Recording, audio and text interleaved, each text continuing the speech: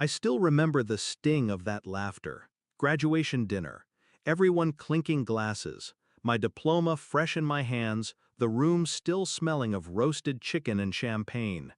And then his voice cut through everything. My father's gravelly chuckle, sharp, deliberate.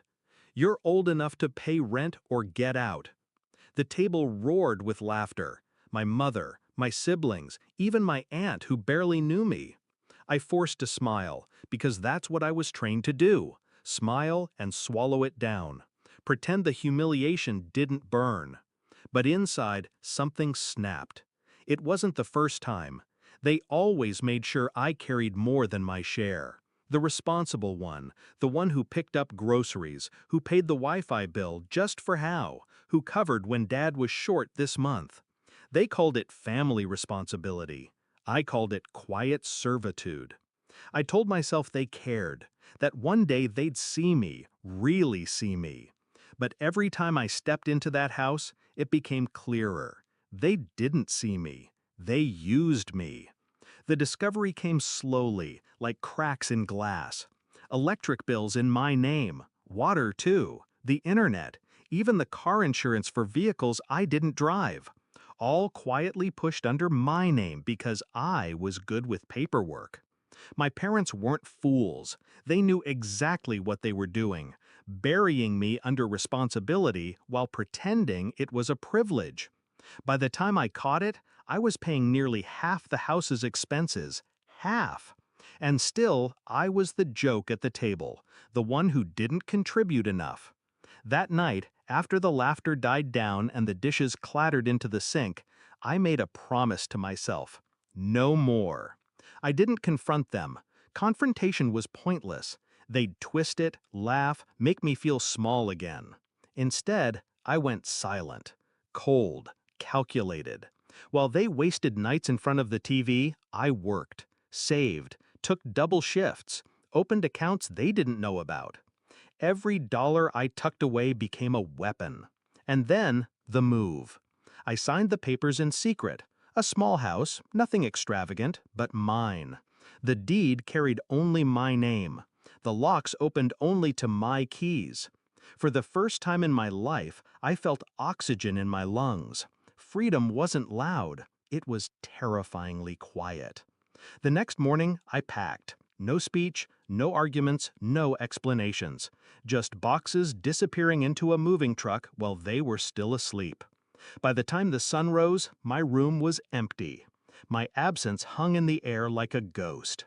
When I returned that evening, it wasn't to sleep. It was to finish my revenge. The bills were waiting, stacked on the counter as usual, little silent reminders of how well I'd been trained. My father barely looked up when I walked in. My mother asked if I had money for the electric this week. My siblings were arguing over Wi-Fi passwords. I dropped my keys on the table. I won't be paying the bills anymore. They laughed at first, just like before. My father said, "Yeah, sure." My mother chuckled nervously. But then I added, very calmly, "I moved into my own house this morning. Everything in my name is canceled. Starting today, the power, the water, the internet, you'll have to put them back under yours. And pay for them yourselves." The silence was perfect. My father's smirk fell. My mother's fork clattered. My sister's face drained of color. They knew. They knew how much of their life I'd been carrying, how much weight I'd been quietly holding up. And now, all of it was about to crash on them. Dad's voice cracked first. You can't just—" "I can," I said, and I did. I turned, walked toward the door.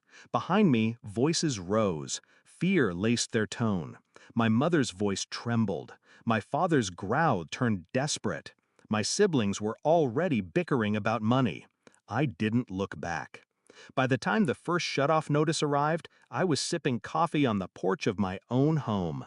By the second, they were calling, begging me to just help until they sorted things out. I let the phone ring.